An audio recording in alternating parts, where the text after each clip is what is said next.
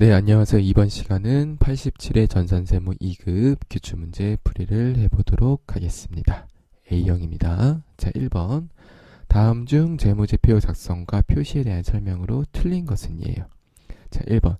자산과 부채는 유동성이 높은 항목부터 배열하는 것을 원칙으로 합니다. 그래서 자산도 유동자산, 비유동자산 이렇게 순서가 되겠었죠? 부채도 유동부채, 비유동부채. 1번은 맞는 설명입니다. 자, 2번. 자산은 1년 또는 정상 영업 주기를 기준으로 유동자산과 비유동자산으로 분류한다. 맞습니다. 3번. 중요하지 않은 항목은 성격이나 기능이 유사한 항목과 통합하여 표시할 수 있어요. 맞고요. 4번. 기타 포괄손익 누계액은 뭐가 있었었죠? 만기보유 증권 평가손익이 아니라 뭐다? 매도 가는 증권 평가손익이겠죠. 그쵸? 만기보유 증권 평가손익은 영업의 손익이 되겠습니다. 그래서 기타 포괄손익 누계에는 대표적으로 매도 가는 증권 평가손익, 해외산업 환산손익, 그리고 뭐 이런 파생상품 평가손익 등등이 있습니다. 그래서 답은 4번이 되겠습니다. 기타 포괄손익 누계액에 매도 가는 증권 평가손익은 반드시 기억을 해주셔야 됩니다.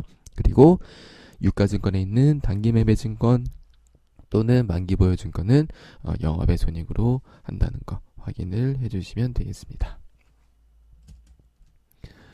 2번. 감가상각 대상 자산이 아닌 것은 이에요. 1번. 일시적으로 사용 중지 상태인 기계장치. 2번. 할부로 구입한 차량 운반고. 3번. 사옥으로 이용하기 위해 건설 중인 건물. 4번. 정부 보조금으로 취득한 기계장치. 일단은 우리가 2번이랑 4번은 알겠다. 차량 운반구랑 기계장치는 무조건 상각을 해야 되는데 헷갈릴 수가 있어요. 일시적으로 사용 중지한 상태인 기계장치인데 이거 상각해야 되나? 라고 생각하실 수가 있는데, 자, 요런 것들을 뭐라고 하냐면 일시적으로 사용 중지한 상태의 기계장치가 있겠죠. 요런 것들을 뭐라고 하냐면 운유자산이라고 해요. 또는 뭐 유휴자산. 그래서 운유자산일 때는 자, 일시적으로 사용 중지가 되었는데 얘가 반드시 매각할 예정이다. 어떤 확실한 증거가 있을 때만 상각을 할 수가 없고요. 매각 예정이 아닐 때는 상각을 해야 됩니다. 일시적으로 내가 사용 중지했다가 뭐 몇 개를 다시 쓴다. 그런 것들은 반드시 상각을 하셔야 되고요. 자, 얘는 3번은 뭐냐면 건설 중인 자산이죠. 그쵸? 건설 중인 건물이니까 건설 중인 자산은 아직 본계정이 뭐냐면 기계장치나 차량 운반구나 이런 것들이 본계정인데 이런 본계정으로 대체가 되지 않았기 때문에 감가상각을 할 이유가 없습니다. 그래서 1번은 함정이니까 함정에서 잘 벗어나셔야 되고요. 답은 3번이 되겠습니다. 3번 갈게요. 자, 우연의 단기 매매 목적으로 취득한 유가증권이에요. 단기 매매 목적이니까 단기 매매 증권이다. 예, 취득 및 처분 내역은 다음과 같다. 2019년 우연의 손익계산서에 보고돼 유가증권의 평가손익, 단기 매매 증권의 평가손익은 얼마인가? 결산일은 12월 말이며 시가를 공정가액으로 본다라고 돼 있습니다. 자, 그래서 2월 15일 날에 주식을 취득했다가 10월 20일 날 주식을 일부를 매각을 했고 그 다음에 12월 31일 날 주식을 평가를 하면 되겠습니다. 제가 여러가지 방법을 보여드릴 건데 여러가지 방법이라기보다는 이 전체 모든 과정을 보여드릴 건데 여러분들이 보시고 난 이게 좀 편할 것 같으면 이렇게 하셔도 됩니다. 일단은 제가 전체적인 거를 설명을 드릴게요. 자, 요렇게 볼 거예요. 취득일의 주식수와 시가, 공정가액과 평가랑 처분했을 때의 손익, 그리고 회사 장부에 얼마가 있는지를 한번 같이 보겠습니다. 자, 일단 취득했죠? 20주를 얼마에? 15만원 취득했으니까 이때는 바로 취득했기 때문에 평가처분 손익은 없고 장부가액은 얘네 곱하면 얼마예요? 단기매매 증권은 공정가치를 평가하니까 그쵸? 얼마예요? 300만원이 되겠습니다. 자, 그런데 10월 22일 날 처분했어요. 그럼 주식수는 몇 주 남죠? 14주 남죠? 내가 6주를 처분했으니까. 자, 이때에 우리가 매각한 금액은 22만원이다. 자, 그러면은 처분 손익이 얼마예요? 42만원. 마이너스 42만원이죠. 그쵸? 플러스 42만원, 죄송합니다. 플러스 42만원이죠. 시가를 내가 15만원에 샀는데 22만원에 팔았으니까 7만원 차익이죠. 몇 주 팔았어요? 6주. 그러니까 42만원만큼 나한테 이익이고 장부가액은 어떻게 되냐면 보세요. 이렇게 돼요. 300만원. 최초 취득한 300만원에서 어떻게 했었어요? 취득한 요 금액을 가지고 6주를 매각했기 때문에 이 90만 원을 빼는 거예요. 그래서 장부가액은 210만 원이 된다. 그래서 첫 번째는 이 장부가액을 먼저 산출해 주셔야 돼요. 평가처분 손익은 문제에 일단 없기 때문에 얘는 굳이 구할 필요는 없겠죠. 자, 그 다음에 보시면 자, 기말에 평가를 해야 돼요. 14주가 남았는데 평가를 할 건데 가치가 주당 13만 원이 됐어요. 그러면은 평가손익 어떻게 되냐면 자, 이렇게 됐기 때문에 2만 원 줄었죠? 그래서 이렇게 나와요. 마이너스 2만 원 곱하기 현재 14주 있는 거. 그래서 얼마? 마이너스 28만 원. 답은 얘가 돼요. 평가손실 28만 원. 얘는 처분 손익이고. 자, 그래서 장부가액은 어떻게 되냐면 이렇게 돼요. 자, 13만 원에 14주가 남았기 때문에 이렇게 구하셔도 되고. 자, 그래서 평가 손익을 구할 때는 장부가액을 먼저 구하셔도 돼요. 14주에 13만 원 남았으니까 장부가액이 이만큼이 돼야 되는데 얼마로 돼 있어요? 210만 원 돼 있죠. 그럼 얘의 차액이 평가손익으로 이렇게 가는 거예요. 얘의 차액이 이렇게, 그쵸? 빼면은 28만 원 나오죠. 그래서 이렇게 구하셔도 되고, 요거 이 금액 가지고 14주 남았네. 그래서 바로 이렇게 곱해서 28만 원 구하셔도 되고요. 편하신 방법으로 구하시면 되고요. 자, 문제에는 뭐 장부가액이 얼마인가라고 물을 수도 있고 뭐 이런 식으로 나올 수도 있기 때문에 자, 전체적으로 구하는 과정을 한번 설명을 드렸습니다. 4번 답은 3번이 되겠고요. 4번 갑니다. 자, 거성의 2019년 1월 1일 자본금은 4천만 원, 그 주식수는 4만 주, 액면가액은 1,000원이다. 2019년 8월 1일 날 만주를 유상증자하였다. 기말 자본금은 얼마인가? 우리 자본금 어떻게 했죠? 항상 액면가액으로 합니다.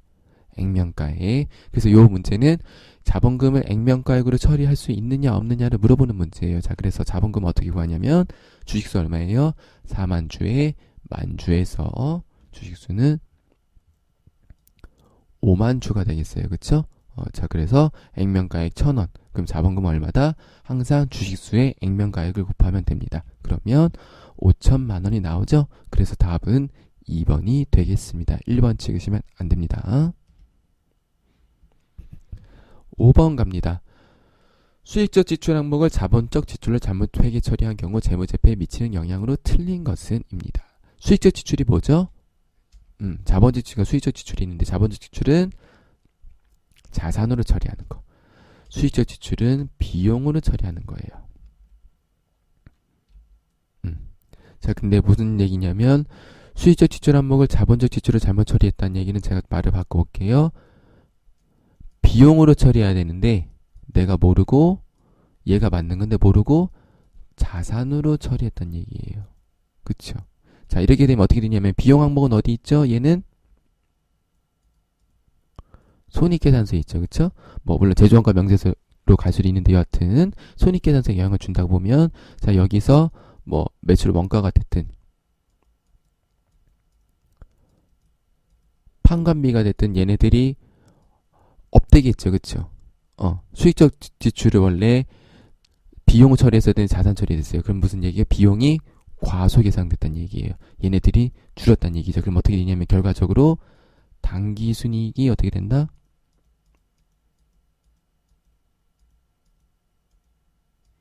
늘어나죠? 왜요? 손익계산서는 매출액에서 매출원가 판관비를 빼는 건데 이 비용이 줄었잖아요. 이 얘기는 비용이 줄었다는 얘기죠. 그쵸? 비용이 줄었기 때문에 회사의 이익은 올라간다. 자, 그럼 보세요. 자, 재무상태표에 어떻게 되냐면 자산이 있고 자본이 있고 부채가 있습니다. 자, 아이고 죄송합니다. 요거 순서를 바꿔야 되는데 자, 부채가 있고 자본이 있어요. 자, 당기순이익 어디로 가죠? 여기로 가요. 그쵸? 일로 가요. 여기 어디로? 이익 잉여금으로 가죠. 우리 재손 이자할 때 배웠죠. 이익 잉여금으로 가는데 그래서 일로 가기 때문에 어떻게 해요? 당기순이익이 올라가니까 자본이 올라가요. 자, 부채 가만히 있죠. 자산은 뭐예요? 부채 플러스 자본이기 때문에 자산도 당연히 올라가야 됩니다. 물론 어떠한 분계를 위해서 올라가겠죠. 왜냐하면 자본적 지출로 처리했기 때문에 이 자산이 올라간 게 일로 가는 거예요. 그렇죠?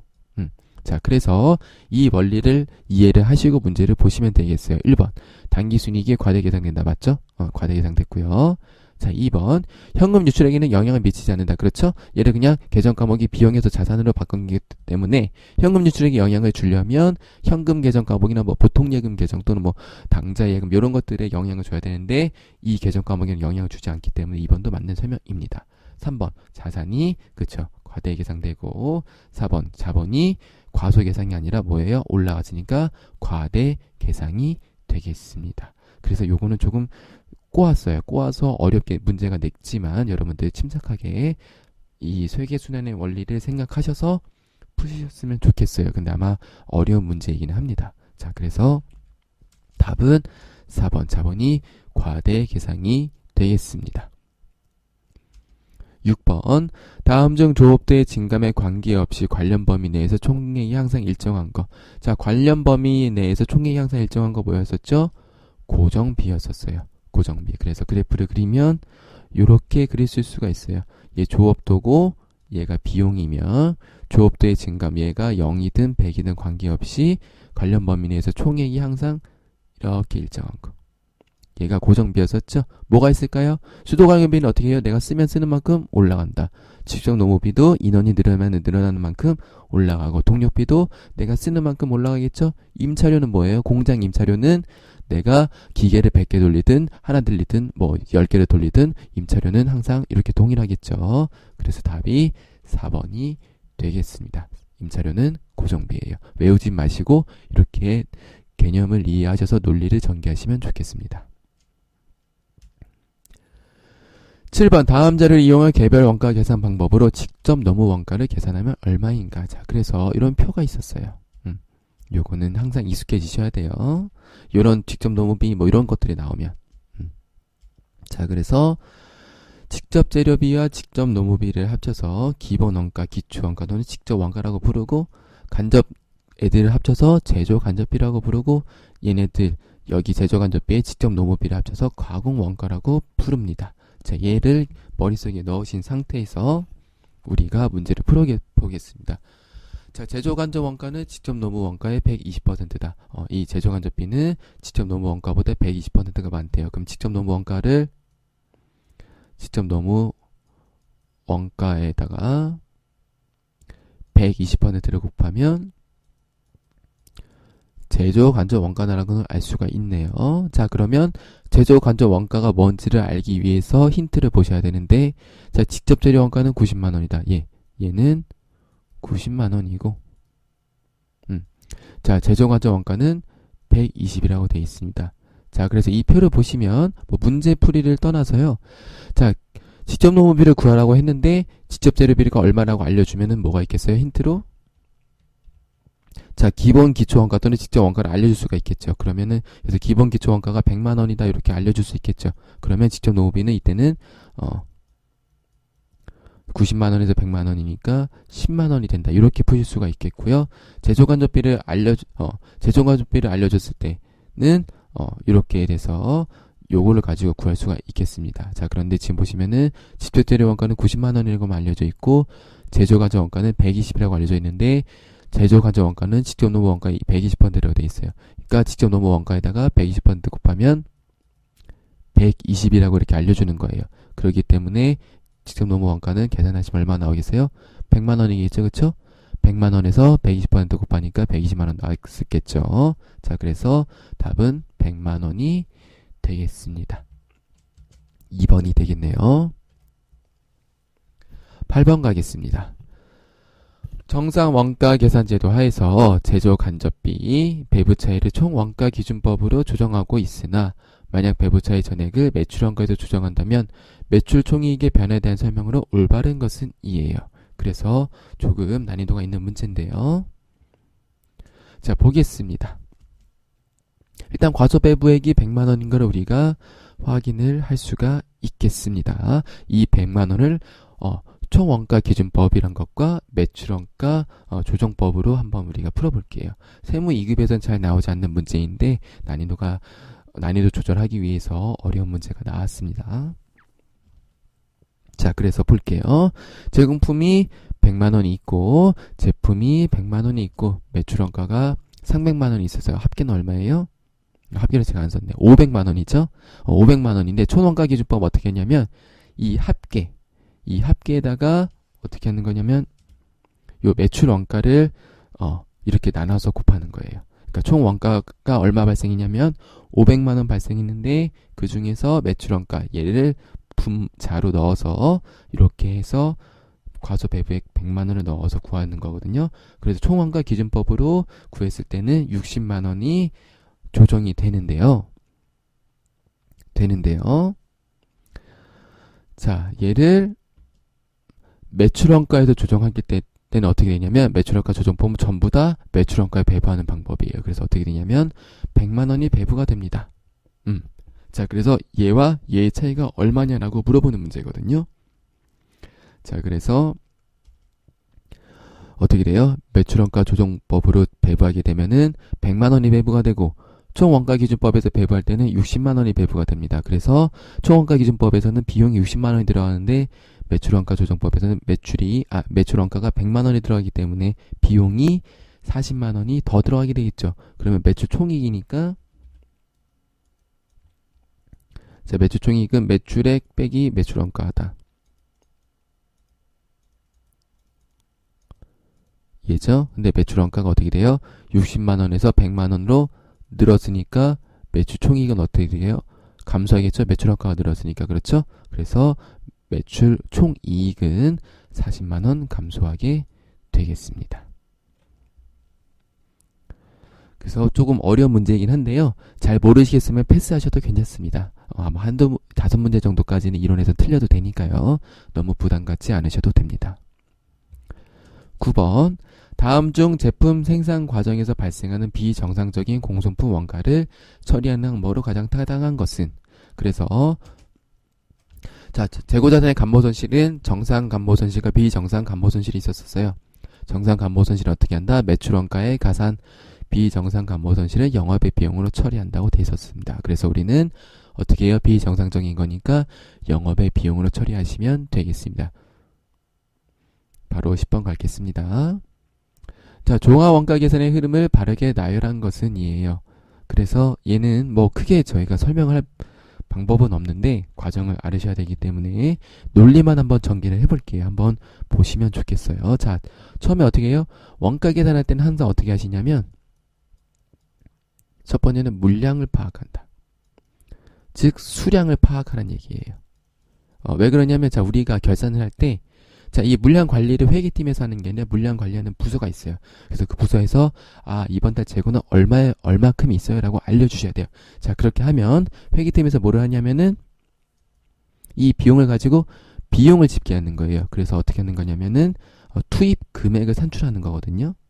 자, 그 다음에 얘를 가지고 어떻게 해요? 수량과 비용이 알려지면 뭐를 계산할 수 있죠? 단가를 계산할 수 있어요. 그래서 이 단가를 가지고 기말 재고 금액을 산출하는 겁니다. 원가도 산출하고 요런 과정을 거치거든요. 그래서 큰 로직은 이거예요. 수량을 먼저 파악하고 그 다음에 이번 달에 투입한 금액 산출하고 그걸 가지고 단가를 산출해서 원가랑 기말 재고를 계산한다라고 이해를 해주시면 돼요. 이 논리를 가지고 한번 찾아볼게요. 그래서 첫 번째 뭐 하냐면 물량의 흐름을 파악하시고 그 다음에 어떻게 해요? 보니까 원가 계산, 원가 구하고 집계안에 그 다음에 여기 뭐 어떻게 됐어요? 환산량 있죠. 그래서 얘도 물량이죠. 두 번째로 그래서 이런 환산량들을 계산을 하시고 그 다음에 자, 원가를 집계해야 되는데 비용을 집계해야 되는데 첫 번째로 단기총 제조원가를 먼저 구해야겠죠. 그래야지 매출원가를 넣을 수 있으니까요. 그쵸?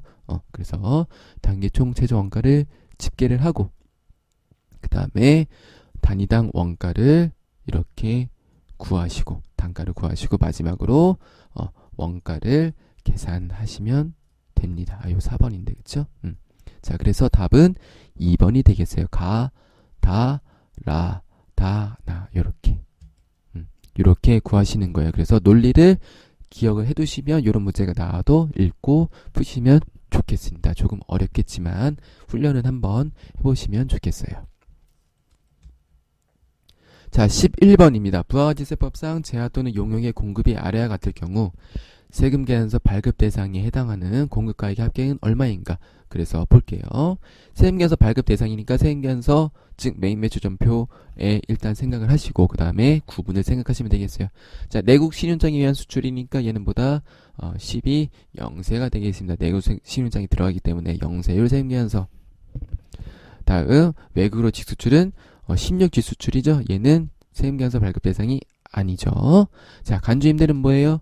건별, 간주임대료도 세금 계산서 발급 대상 아닙니다.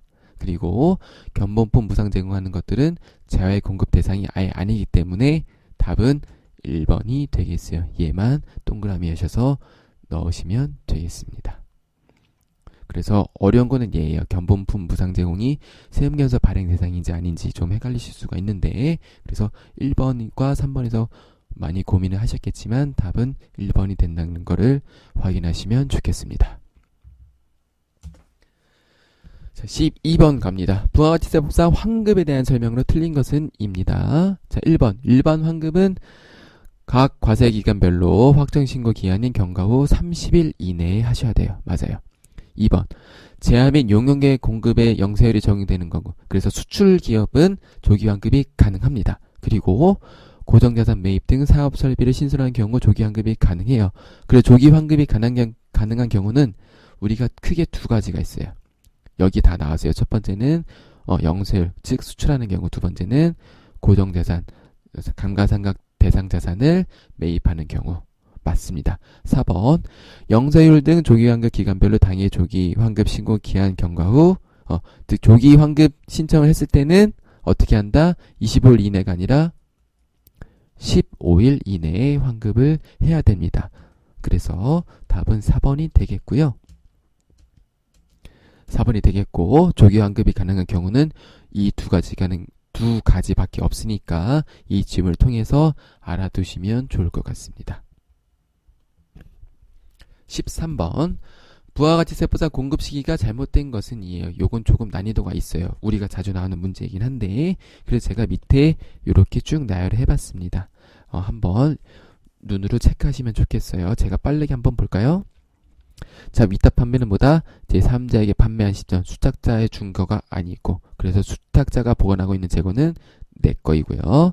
시용 판매는 고객이 매입이사를 한 시점 상품권은 어떻게 한다? 재화를 인도한 시점 즉 상품권을 사용했을 때 하시면 되겠고 설치 및 검사 조건부는 완료되는 시점이고 할부 판매는 재화가 인도되는 때인데 장기 할부 판매는 대가의 각 부분을 받기로 한 때입니다. 자, 그래서 볼게요. 1번 상품권 등 현금 또는 외상으로 판매한 후 현물과 교환되는 경우는 재화가 실제로 인도되는데 맞죠? 자, 중간 지급 조건부로 재화를 공급하는 경우에요. 중간 지급 조건부로 재화를 공급하는 경우는 뭐냐면 얘예요. 얘. 장기할부 판매. 그래서 얘는 재화가 인도되는 게 아니라 언제냐면 부분을 받기로 한 때가 되겠습니다. 3번 이런 것들은 재화가 인도되는 때고 4번 수출을 했을 때는 선적일이 되겠습니다. 그래서 조금 어렵습니다. 답은 2번이 되겠어요. 14번 소득세법상 과세기간에 대한 설명으로 틀린 것은 입니다. 틀린 것은 자, 그래서 요것도 어려워요. 틀리셔도 괜찮아요. 자, 제가 법조문을 그냥 갖고 왔어요. 과세기간은 이렇게 크게 세 가지밖에 없어요. 첫 번째로 소득세의 과세기간은 1월 1일부터 10월 31일까지. 맞고. 자, 2번 거주자가 사망했을 때는 1월부터 사망한 날까지. 맞고. 그 다음에 거주자가 주소 또는 거소를 국외로 이전해서 국내에 더 이상 없는 경우 출국했을 때는 어떻게 되냐면 과세기간은 1월 1일부터 출국한 날까지. 3번 없죠? 그럼 얘는 해석해야 돼요. 어려워요. 그래서 자, 폐업사의 사업소득의 과세기간은 없죠. 그럼 뭐예요? 이거예요. 그래서 1월 1일부터 12월 31일까지가 되겠습니다. 그래서 여기 없기 때문에 답이 3번인 거예요. 어렵죠? 요것도 틀리셔도 괜찮아요. 그냥 이런 게 있구나라고 해서 이해하고 넘어가시면 좋겠습니다.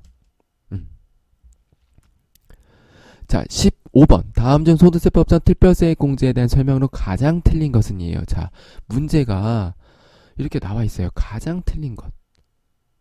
근데 이거를 요번에도 복수 정답으로 인정을 해줬어요. 물론 당연히 이제 이의 제기를 해서 복수 정답으로 인정을 해주긴 했는데 가장 틀린 것은 이기 때문에 명백한 답은 있긴 하지만 전산세무회계에서 한국세무사회에서 일단 복수 정답을 인정을 해줬습니다. 그래서 한국세무사회가 위도한 정답, 제가 생각하는 정답을 말씀을 드릴 거고 그 다른 정답에 대해서 얘가 왜 정답이 되는지도 설명을 드리긴 하겠지만 일단 출제자의 위도를 파악을 하셨으면 좋겠습니다. 자, 그래서 1번 위료비는 총 금액의 3%를 초과해야 되죠? 답은 그래서 1번이에요. 1번 무조건 초과돼야지 위료비 세액 공제를 적용받을 수가 있겠죠? 답은 1번인데 자 보겠습니다. 2번 보장성 보험료과 장애인 전용 보장성 보험료 즉 보험료 납입액의 공제한도는 100만원이 되겠고 3번 장애인 특수교육비 세액 공제는 제외하고라고 돼 있는데 요것 때문에 3번도 복수정답이 되는 거예요. 자, 장애인 특수교육비 세액 공제는 어떻게 되냐면 장애인의 기능 향상과 행동 발달을 위한 발달 재활 서비스 특수교육비가 있어요. 그래서 이런 발달 재활 서비스 특수교육비는 공제가 가능해요. 어렵죠? 저도 어려워요. 네, 이걸 다 외울 수는 없어요. 이제 이런 게 나오면 저도 찾아볼 수밖에 없거든요. 근데 발달 재활 서비스 특수교육비는 공제가 가능합니다. 그래서 3번도 복수 정답으로 인정을 해줬어요. 하지만 출제자가 위도한 정답은 뭐다? 1번이다. 이게 명백하죠, 그쵸? 자, 그래서 이렇게 이해를 하시고 우리 같이 풀이하시는 분들은 답이 그냥 1번이라고 이해를 해주시면 좋겠어요. 제가 항상 말씀드리죠. 이런 거 나오면은 다음에 이런 거 문제 나온다 안 나온다? 안 나와요. 또 태클 걸까봐. 그래서 답은 1번으로 기억을 해주시면 좋겠습니다. 자, 잠깐 쉬었다가 실기 문제로 넘어가도록 하겠습니다. 자, 이제 실기로 넘어가 보도록 하겠습니다. 자, 1번 대안에 900만원을 15개월 후 회수 조건으로 대여하기로 하고 보통 예금 계좌에서 이체하였다. 돈을 빌려줬네요. 15개월이죠. 1년 미만을 유동, 1년 이상은 비유동. 그래서 자, 비유동에서도 어떻게 해요? 대여를 15개월 냈으니까 무슨 대여금? 장기 대여금입니다. 그래서 자, 어떻게 하냐면 일단은 돈 나간 거 900만원. 차번에 장기 대여금 900만원 이렇게 해주시면 되겠습니다. 15개월 후니까요. 자, 2번으로 바로 넘어가 보겠습니다. 자, 1월 15일에 자기 주식 400주를 135만원에 취득하였다. 이 중 300주를 주당 5,700원에 매각하고 대금은 전에 보통 예금을 입금받았다. 자기 주식의 주당 액면가액은 5,400원이다. 아까 우리 이론 문제 자본금 구하는 문제 있었었죠? 그거랑 비슷하게 나왔는데 자, 액면 금액을 아느냐 모르냐라는 문제입니다. 자, 그래서 자기 주식을 이렇게 매각했을 때는 항상 뭘 확인해야 되냐면 아까도 있었었죠, 그렇죠? 그래서 자기 주식 처분 이익 또는 자기 주식 처분 손실을 반드시 장부 금액을 확인을 해야 됩니다. 자, 그래서 확인을 하시고 문제를 푸셔야 되겠습니다. 보통 이렇게 확인할 경우가 있으면은 문제 조회하라고 나와 있긴 한데요. 그래도 확인을 한번 하시고 넘어가는 습관을 들이시면 좋겠습니다. 자, 2월 17일. 자, 보통 예금 얼마 들어왔어요? 이렇게 들어왔어요. 300주를 주당 5,700원에 매각했으니까 보통 예금 일단 들어온다. 자, 대변에 어떻게 하냐면 자기 주식이 이렇게 들어와요. 이거 어떻게 계산하냐면 보세요. 이렇게.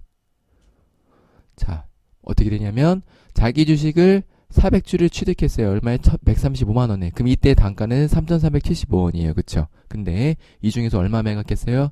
300주 매각했죠. 아까 우리 단기매매 증권 처분한 거랑 비슷한 로직입니다. 자, 그래서 단가를 구하고 여기다가 곱하셔서 구하시면 되겠어요. 그래서 자기 주식은 요만큼이 없어져요. 자, 그러면 나머지 이 차익은 뭐예요? 자기 주식 처분 이익이 되겠습니다. 내가 100만 2,500원짜리를 171만원에 팔았으니까요. 그쵸? 그래서 그 차액은 자기 주식 처분 이익이 되겠습니다. 혹시라도 만약에 자기 주식 처분 손실 계정이 있었으면 어떻게 해요? 여기다가 자기 주식 처분 손실이 10만원이 있었으면 자기 주식 처분 손실 10만원 이렇게 하시고 자기 주식 처분 이익을 59만 7,500원 이런 식으로 해주시면 되겠습니다. 자, 그래서 얘는 이렇게 검증을 할 수가 있어요. 5,700원에 판 거를 3,375원이었으니까 요렇게 구해서 요렇게 곱하셔도 서로 맞는지를 체크를 할 수 있겠습니다. 3번 영업부 직원들이 출장 업무 중에 가나분식에서 다음에 신용카드 매출전표로 결제를 하였습니다. 가나분식은 간이가세자예요. 그래서 일반적 입력이기 때문에 그냥 부가세 무시하시고 입력하시면 되겠습니다. 그래서 복리후생비판 만원, 대변에는 미지급 어리, 가나분식이 아니라 카드로 결제했으니까 우리카드 만원 넣어주시면 되겠어요. 4번 자, 퇴직연금 부담금 확정기형 1,000만원을 당회사 보통예금 계좌에서 이체하였다. 그래서 자 이렇게 있는데요. 확정기형이 있었고 뭐가 있었죠? 확정급여형 그리고 확정기여형. 그래서 급여형을 뭐라 그래요? DB라고 하고 기여형을 DC라 그래요. 얘 어떻게 쉽게 외우냐면 보세요. 급여는 뭐예요? 급여를 보면은 의죠. 기역 밑에 의죠. 기여형은 기역 옆에 이죠. 의가 빨라요? 이가 빨라요? 의가 빠르죠. 아야 오요 이렇게 하시면 그쵸? 그러니까 B가 빠르죠. C보다. 그래서 얘가 더 빠르니까 얘는 B고 얘는 C 이렇게 외우시면 좋습니다. 뭐 물론 이제 요거를 외워서 쓸 일은 없겠지만 그래도 상식으로 알아두시면 좋을 것 같아요. DB형, DC형. 자, 그래서 DC형 어떻게 한다? 얘는 바로 비용 처리하는 거예요. 그쵸? 얘는 어떻게 해요? 부채로 잡아서 나가는 거죠. 그래서 확정급여형은 뭐예요? 내가 이 퇴직금을 사에 위탁해서 하는 거고, 확정기여형도 똑같이 위탁하는 건데 기여형은 근로자가 직접 하는 거고 급여는 회사가 대신 운영해 주는 거예요. 그래서 기여형은 바로 비용으로 처리해서 없애시면 됩니다. 급여형은 부채를 잡지만요. 자, 그래서 보겠습니다. 얘는 그냥 비용 처리하시면 돼요. 보통예금에서 이체했으니까 이렇게 제조, 퇴직급여 이렇게 판 500, 보통예금 이렇게 하시면 되겠습니다. 그래서 확정기여형인 것만 체크하시면 되겠어요. 5번 당사는 액면가액 1주당 만원인 보통주 1000주를 1주당 12,000원에 발행하고 오늘 이런 문제가 많이 나와요. 그쵸? 자본금 또는 자기주식 이런 것들. 그래서 전에 보통예금으로 납입받았으며 주식 발행에 관련된 법무사 수수료는 무시하기로 함. 그래서 얘를 50만원 현금으로 지급하였다. 주식 할인 발행 차금은 잔액이 없다라고 돼 있죠. 그쵸? 그래서 얘도 마찬가지로 주식 발행 초과금이나 주식 할인 발행 차금 있는지를 확인해야 됩니다. 근데 여기에는 친절하게 없다고 표시가 돼 있네요. 자, 그래서 한번 보겠습니다. 일단은 자, 보통예금부터 해봅니다. 자, 1주당 12,000원에 발행해서 보통예금 납입받았기 때문에 이렇게 들어가고요. 그 다음에 뭐 해야 된다? 이제 자본금을 넣어야 되겠죠? 자, 그래서 자본금은 이렇게 액면가로 항상 하시는 거예요. 주식수의 액면가로 해서 자본금 늘려주시고, 자, 그럼 어떻게 되냐면 법무사 수수료 얼마 나가세요? 50만원 나갔으니까 현금을 지급했으니까 넣어주시고, 나머지 차액을 뭘로 한다? 주식 발행 초과금으로 하시면 되겠어요. 그래서 내가 주식 1,000만원짜리 가치인 거를 발행했는데 얼마 받았어요? 1,200만원 받았어요. 그래서 원래 주식 발행 초과금은 200만원이 돼야 되는데 이 중에서 법무사 수수료가 있었기 때문에 법무사 수수료를 차감한 나머지를 주식 발행 초과금으로 인식을 하시면 되겠습니다.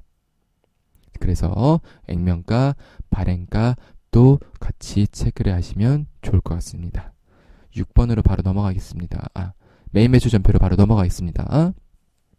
자, 회사의 판매관리 부서에서 업무용으로 사용하기 위한 컴퓨터래요. 자, 얘를 컴마트에서 구입하고 구매 대금을 하나카드로 결제했는데 비품 계정으로 회계 처리할 것, 즉 자산으로 처리하라고 돼 있습니다. 해보겠습니다. 자, 그래서 얘는 카드로 했으니까 카드 과세를 하시면 되겠어요. 메인 매출 전표 가서 차변에 비품 얼마 150만원, 부가세 15만원, 대변에는 미지급금 하나카드로 했으니까 하나카드로 해서 165만원을 해주시면 되겠어요. 자, 2번 국내 체류 중인 앤드류 국내 호텔에 200일째 거주하고 있음이라고 돼 있어요. 애게 제품을 22만원에 판매하였다. 대금은 현금으로 수령하고 현금 영수증을 발급하였다. 자, 그래서 중요한 게 뭐냐면 요거예요. 국내 호텔에 200일째 거주.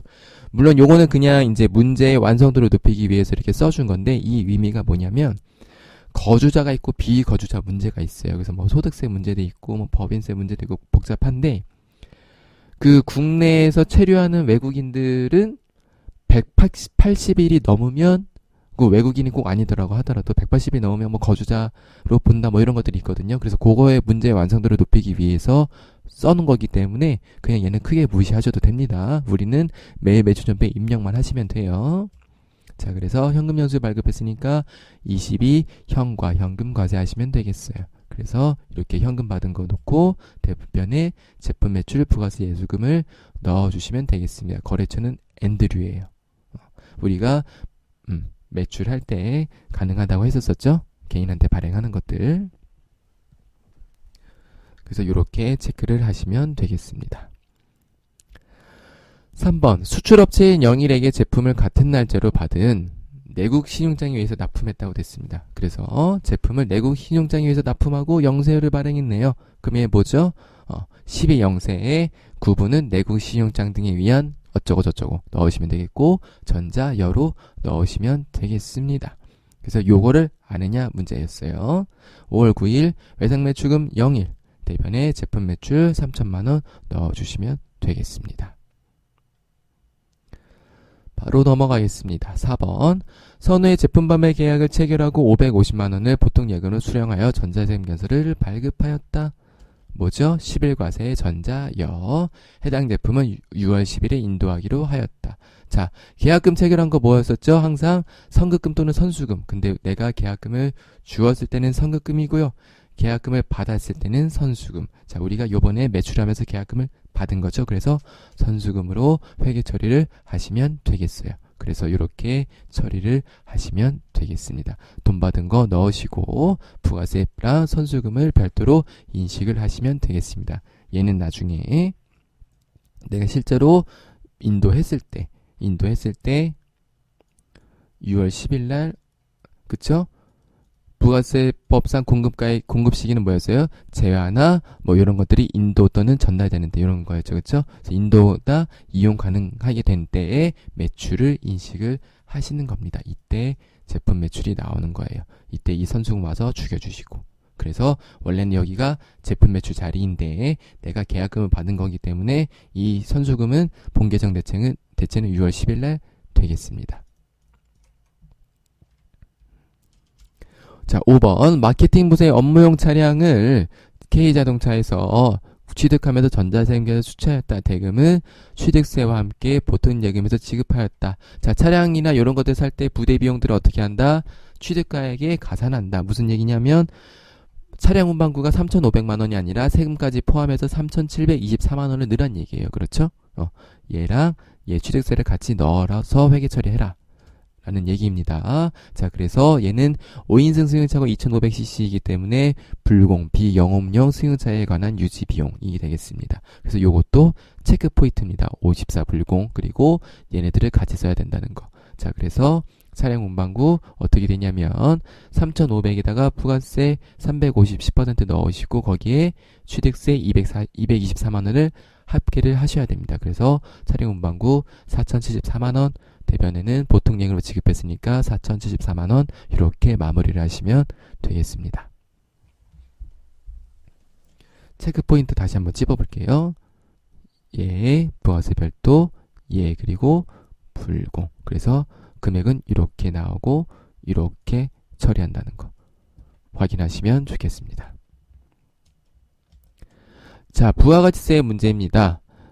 다음은 수출신고 필증의 일부 자료와 선적일 및 환율 정보이다. 그래서 수출실적 명세서를 입력하라고 돼 있습니다. 메인 매출 전배도 입력하고요. 자, 그래서 메인 매출 전배부터 입력을 해볼게요. 자, 직수출이기 때문에 16 수출을 하시면 되겠고 날짜는 언제? 12월 15일 날. 환율은 선적일에 환율 넣으시면 되겠죠. 그래서 이렇게 입력하시면 돼요. 이렇게. 그래서 어떻게 하시냐면 단가랑 수량이랑 이렇게 곱하시면 되겠죠. 이렇게 세 개를 곱해서 이렇게 구하시면 되겠고요. 그 다음에 수출시장 명세서 가셔서 이렇게 입력하시면 돼요. 그래서 수조신고번호 입력하시고 선정일자 입력하시고 환율 이렇게 입력하시고 외화금액은 여기 친절하게 있네요. 그쵸? 이렇게 입력하시고 그럼 원하는 자동으로 나옵니다. 그리고 거래처 코드도 입력을 해주시면 되겠어요. 크게 어렵진 않기 때문에 얘는 실습을 하지 않고 바로 넘어가 보도록 하겠습니다. 자, 2번. 다음 자료는 2019년 제2기 확정 부가가치세 신고기간의 부동산 임대 내역이다. 부동산 임대 공급가의 명세서를 작성하시오라고 되어 있습니다. 자, 그래서 얘는 한번 실습을 해볼게요. 오랜만에 나온 문제이기 때문에 같이 한번 실습을 해보도록 하겠습니다.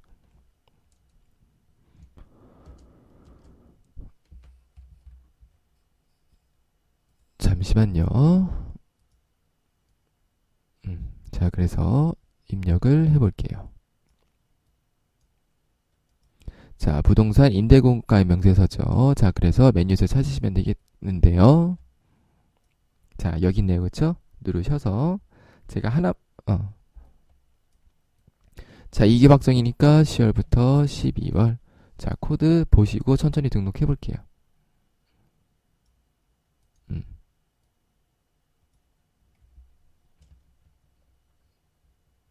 자, F2 누르셔서 고향 상사 그리고 동이 100 동은 별도로 없네요. 그쵸? 넘기시면 되겠고 층이 1층 호는 102호 이렇게 하시면 되겠고 자, 이제 여기다가 그냥 그대로 입력하시면 되거든요. 자, 면적부터 88. 자, 용도 옆에 보이시나요? 용도는 사무실. 그리고 자, 임대기간은 2017년 11월 1일부터 2019년 10월 31일인데 자, 계약 갱신이 됐었죠? 그럼 여기다가 갱신 날짜를 쓰는 거예요. 2019년 11월 1일부터 2021년 10월 31일 이렇게 쓰시면 되겠고 자, 그 다음에 계약 내용에 보증금 월세 입력하시면 됩니다. 보증금이 1000만원 월세가 100만원 관리비가 10만원 자, 이렇게 입력을 하시면 되겠어요. 자, 근데 제가 지금 이렇게 입력을 했는데 주의할 건 뭐다? 이렇게 나눠진다는 거예요. 제가 잘못 입력했어요. 다시 해볼게요. 자, 이렇게 실수하지 마시라고 네, 죄송합니다. 이 위를 누르셔서 이 위에 해당되는 거는 이렇게 입력하시고 자, 이 밑에 거는 2천만원이니까 이렇게 입력을 하시면 되겠어요. 자, 그 다음에 그 밑에 있는 대형도 똑같이 해보겠습니다. F2 누르셔서 대형 동 없고 2층에 201호 똑같이 면적 88이고 용도는 사무실 그리고 계약갱신일은 얘는 별도 없네요. 그쵸? 최초 계약인가 보네요. 2019년 12월 1일부터 2021년 11월 30일 보증금 1,500 월세 200 같은데 200 그리고 관리비 15만원 이렇게 입력하시고 확인할 거 이자율이 1.1% 자동으로 보통 들어가 있거든요. 그런데 한 번 더 확인을 하시면 되겠습니다. 네, 이렇게 마무리를 하겠습니다. 저장하시고 자, 그 다음에 자, 바로 문제 4번 결산자료 입력으로 가보겠습니다. 다음 자료를 이용해서 12월 31일 부가세 대금과 예술금을 정리하는 분기를 입력하시오라고 되어 있네요. 자, 그래서 그냥 바로 차대변을 바꿔서 정리하시면 되겠고요. 자, 근데 보시면은 납부세액은 미지급세액으로 계상하고 환급세액은 미수금으로 계상하되 계정감이 주어져 있죠. 거래처는 입력하지 말 것 되어 있어요. 자, 그래서 예정신고 미환급세액은 무슨 얘기예요? 회사 입장에서 내가 받아야 될 돈이죠. 그래서 얘는 미수금인 거예요. 그래서 어떻게 되냐면 예정신고 때 내가 미수금을 차변에 인식을 했겠죠. 미수금은 자산이니까요. 그쵸? 그래서 얘를 대변으로 와서 없애주시면 되겠고요. 부가세 예수금리 뭐예요? 얘 뭐예요? 부채죠. 부가세 대액금 뭐예요? 자산이죠. 그럼 자산을 감소시켜야 되겠죠. 그러니까 일로 오고 얘는 여기로 오시면 되겠어요. 그래서 부가세 예수금 이렇게 순서를 보시고 한번 풀이를 해보겠습니다. 자, 일반전표 첫 번째로 부가세 대액금 여기로 와서 죽여주시고 부가세 예수금 일로 와서 죽여주시고 그 다음에 미수금이니까 대변에 이렇게 죽여주시면 돼요. 자, 그럼 무슨 얘기냐면 보세요. 원래 미수금이 없었을 때는 얘가 없었다고 가정을 하면 부가세 예수금이 이만큼이고 부가세 대금이 이만큼이니까 어떻게 해야 돼요? 원래 미지급 세금이 되는 거예요. 여기 미지급 세금. 얼마? 200만 원이 원래 줘야 되는데 예정 신고 때 미환급세액이 200만 원이 있으니까 어떻게 돼요? 얘랑 없애는 거예요. 없애서 낼 세금이 없는 거죠. 그렇죠? 그래서 미지급 세금의 잔액은 0원이 되는 겁니다. 그래서 납부세액은 없다고 확인을 할 수가 있겠습니다. 2번 갑니다. 자, 기말 현재 장기대여금 계정 과목 중에는 레트사에서 외화로 빌려준 1000만 원이 계상되어 있다. 기말 현재 기준 환율은 1달러당 1200원이다. 자, 그래서 외화 평가를 하란 문제네요. 자, 취득시 장기대여금이 1000만 원이었어요. 그래서 기말 장기대여금 얼마예요? 1200만 원이죠. 그쵸? 그래서 자, 얘가 됐으니까요. 그쵸? 그래서 1200만 원이기 때문에 이렇게 바로 풀 수도 있어요. 장기대여금 이렇게. 내가 빌려준 금액이 가치가 200만 원이 늘어서 회사가 200만 원만큼 이익이 났구나. 이렇게 정리를 하시면 되겠어요. 또는 요 환율 차이를 가지고 계산을 하셔도 됩니다. 그런데 가장 편한 방법은 그 장부가액을 먼저 산출하고 그걸 가지고 역사하는 것들이 가장 빨라요. 아까 단기매매증권 문제도 그랬었고 또 문제가 하나 더 있었었죠. 그런 것들을 보시면 다 장부가액을 먼저 산정하고 그 다음에 역산하는 것들이 조금 더 빠를 수 있으니까 저는 이 방법을 권해드리겠습니다.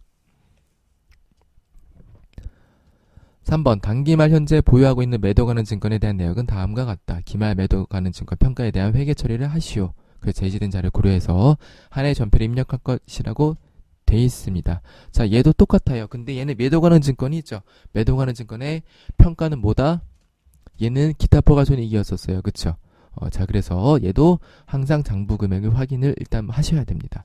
자, 근데 제시된 자료만 고려하라고 돼 있기 때문에 별도로 장부 금액을 확인할 필요는 없다라는 것을 우리가 이해할 수가 있겠습니다. 자, 그래서 볼게요.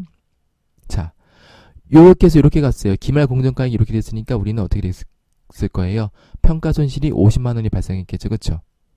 이해 가시나요? 내가 2,500만 원에 취득한 거가 기말에 2,450만 원이 됐으니까 평가가 50만 원이 됐는데, 자, 2019년에 보니까 어떻게 됐어요? 150만 원이 늘었네. 그쵸? 그건 무슨 얘기예요? 매도 가는 증권 평가 이익이 다시 150만 원이 생긴 거예요. 자, 얘를 머릿속에 두시고 분개를 해보겠습니다. 자, 차변에는 2018년 기말 기준으로 항상 전편을 끊으셔야 돼요. 그래서 150만 원이 늘어났고 어떻게 되냐면 대변에 자, 이렇게 되는 거예요.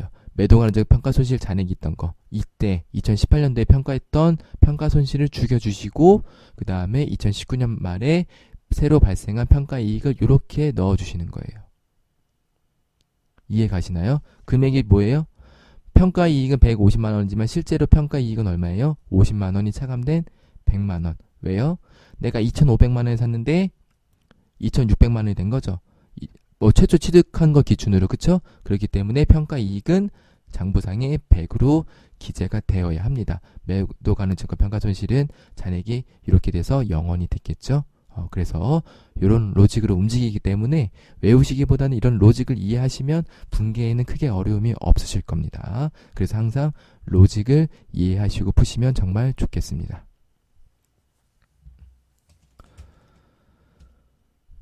그래서 요거를 참고를 하시면 되겠어요.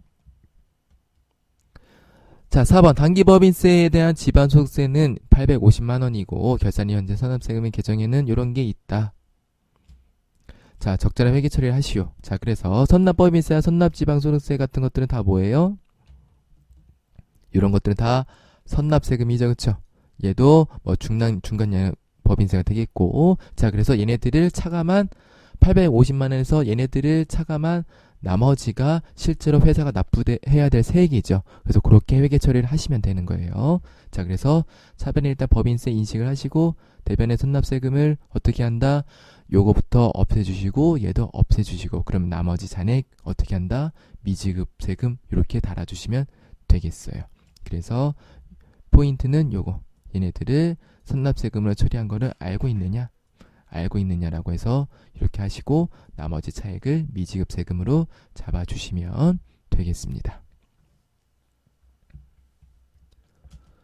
자, 5번 단기 이익잉여금 처분은 다음과 같이 결의가 되었다. 그래서 처분 예정일은 이렇게 돼 있고 이렇게 돼 있네요. 자, 그래서 요것들은 어떻게 하시냐면 이익잉여금 처분 계산서에 들어가셔서 자동 전표를 입력하시면 되는데요. 잘 나오지 않던 문체였었어요. 그래서 요것도 같이 실습을 통해서 보도록 하겠습니다. 자, 이익잉여금 처분 계산서 들어갑니다. 자, 들어가셔서 어떻게 하시냐면 처분 예정일이 언제냐면 2020년 3월 15일이고 정기 처분 확정일은 입력되어 있는 거 확인하실 수 있겠죠. 자, 그래서 어떻게 했냐면 현금 배당을 한다고 돼 있어요. 보통주의 현금 배당, 그쵸? 자, 그래서 2천만원. 그 다음에 주식 배당이 얼마냐면 2천만원. 여기 그대로 입력하시면 돼요. 사업 확장 적립금 얼마? 500만원. 이렇게. 자, 입력을 하시고 어떻게 하시냐면 이 상태에서 그냥 바로 전표 추가 누르시면 돼요. 그럼 추가됐다고 나오죠? 얘가 어디 들어가냐면 12월 말일자에 수익 전표로 들어가거든요. 여기 이렇게 손익 전표로 이렇게 들어가서 자동으로 들어간 것들을 요거거든요. 확인할 수가 있겠습니다. 그래서 입력만 하시고 전표 추가하시면 되겠습니다. 자, 다음에 원천 징수입니다. 1번 사업코드 150번인 사원 김채고는 2019년 3월 30일에 퇴사였다. 그래서 급여 잡료 입력하고 중도 퇴사에 대한 연말정산을 실행해서 원천징수 이행상환 신고서까지 작성하라고 되어 있습니다. 세 가지 작업을 해야겠네요. 급여 자료 입력, 연말정산하시고 원천징수 이행상환 신고서 이렇게 하시면 되겠어요. 자, 보시면 자, 추가사항 이런 금액들은 입력하시면 되겠고 추가사항에 본인 소유의 차량을 직접 운전하며 퇴근하고 있고 자가운전 보조금은 비과세 요건을 충족한다고 되어 있습니다. 아실 때도 비과세 요건을 충족하기 때문에 별도로 수당 등록해서 할 거는 없다는 것을 확인할 수가 있겠습니다. 얘도 같이 실습 한번 해보도록 하겠습니다. 자, 그래서 보시면 자, 요건 이렇게 할 때 하시기 전에 어떻게 해야 돼요? 중간정산이니까 항상 어떻게 한다? 사원 등록 가셔가지고 어떻게 하시냐면 일단은 퇴사 일자리 입력을 해주셔야 돼요. 그래서 보시면은 2019년 3월 31일 퇴사 표시되는 거 확인하시고 그 다음에 급여 자료 입력 들어갑니다. 여기에서 어떻게 하시냐면 기속연월이 3월이고 자, 지급일이 언제냐면 여기 3월 31일이네요. 그쵸? 3월 31일.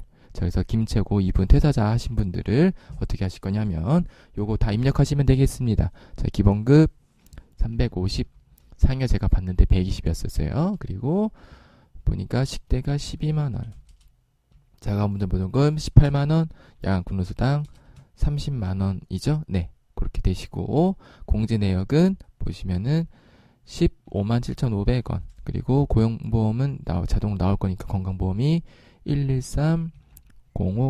그러면은 장기랑 고용은 자동으로 나오죠. 그쵸? 네, 그래서 숫자 맞는지 확인하시면 되겠습니다. 자, 이렇게 하시고 어떻게 하시냐면 중도 퇴사에 대한 연말정산을 실행하라고 되어 있기 때문에 요거 중도 퇴사나 정산을 요 세모 말고 얘를 그냥 누르시면 돼요.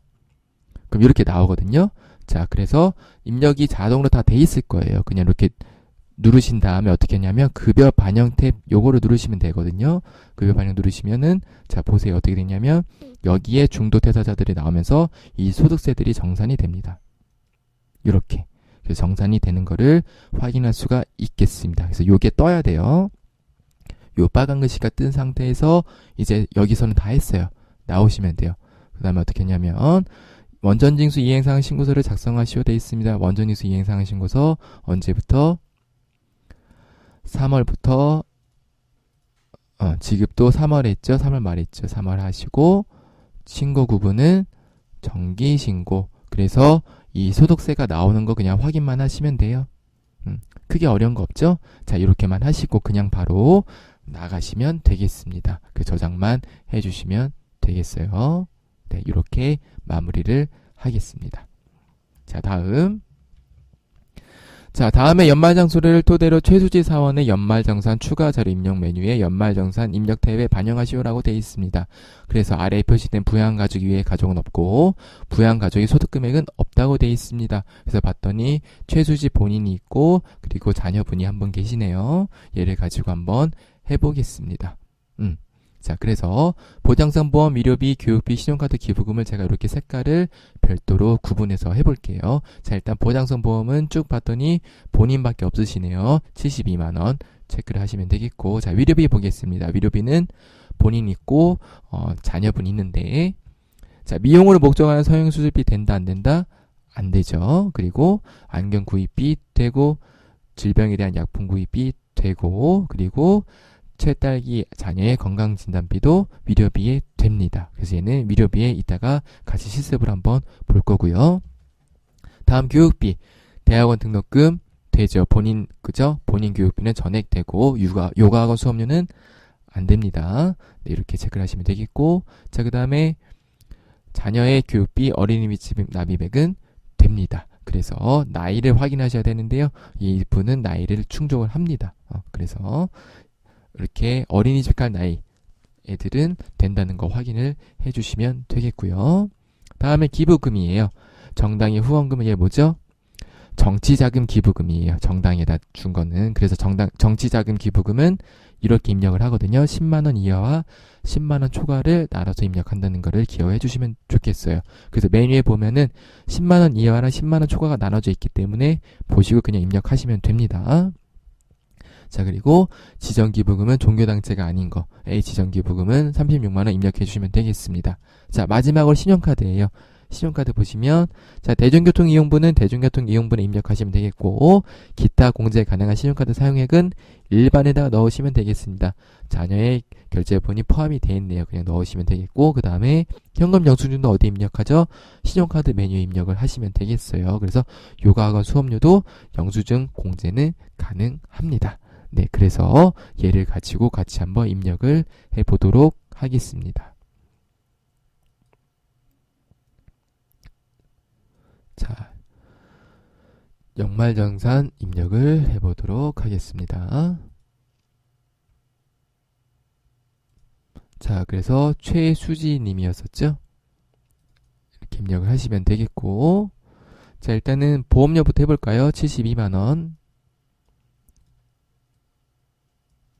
쭉 내려오셔서, 이거는 일반이죠. 그쵸? 장인이란 말이 없기 때문에 72만원 넣으시면 되겠고, 자, 위료비 더블 클릭하셔서 본인 거 얼마예요? 50에 45만원이니까 본인 95만원, 그 밖에 공세 대상자의 자녀분 거 90만원 하시면 되겠고, 끝났죠? 그 다음에 교육비 보겠습니다. 본인 거 전액 얼마예요? 960만원. 그 다음에, 자, 교육비죠? 자, 취약전 아동인가? 잠시만요. 19 빼기 13 더하기 1, 7살이네요. 자, 그러면은 취약전 아동에다가 얼마냐면 30만원 이렇게 넣으시면은 되겠습니다. 확인 눌러주시면 되겠고요. 자, 그 다음에 교육비도 끝났고 다음에는 기부금이에요. 그래서 정치자금 기부금 10만원 이하분 얼마? 10만원. 총 30만원이죠. 그리고 나머지 20만원 이렇게 입력을 해주시면 되겠고요. 자, 종교단체 기부금이, 종교단체가 아닌 기부금이 36만원 있어요. 그래서 종교단체 외 기부금, 당일 기부금, 올해 거죠. 그래서 36만원을 이렇게 넣어주시면 되겠습니다. 확인 누르시면 자동으로 이렇게 들어갑니다. 공제율이 다르기 때문에 다르게 들어가는 거고요. 자, 그 다음에 신용카드네요. 그쵸? 신용카드. 더블 클릭하셔서, 자, 신용카드 사용금액 얼마냐면은, 일단, 요거부터 해볼까요? 대중교통 이용한 게 얼마냐면, 15만원. 그리고, 기타 공제는 얘는 일반으로 가거든요. 여기로. 그래서 얼마냐면, 1,500만원. 자, 그 다음에 나머지 현금 영수증 얼마예요? 25만원. 이렇게. 입력을 하시면은, 입력이 다 됐죠? 이렇게 입력하시면서, 여러분들은 시험 문제 푸실 때는 연필이나 볼펜을 체크하셔야 돼요. 입력했는지 안 했는지 체크하시고 그 다음에 마무리를 하시면 되겠어요. 가끔 요거 얘도 되게 어렵진 않은데 입력하는 것 자체는 어렵진 않죠. 구분하는 게 좀 어렵긴 하지만 그래서 가끔 실수하는 경우들이 있더라고요. 아, 저 다 입력했는데 실제로 보니까 내가 실수해서 막 빼먹고 이러는 게 되게 안타까웠었거든요. 그래서 그런 것들을 반드시 체크하셔서 누락되는 거 없이 입력을 모두 다 해주시면 좋겠습니다. 그래서 87회 전산세무 2급 기출풀이도 여기에서 마무리하도록 하겠습니다. 시청해주신 여러분들 감사합니다.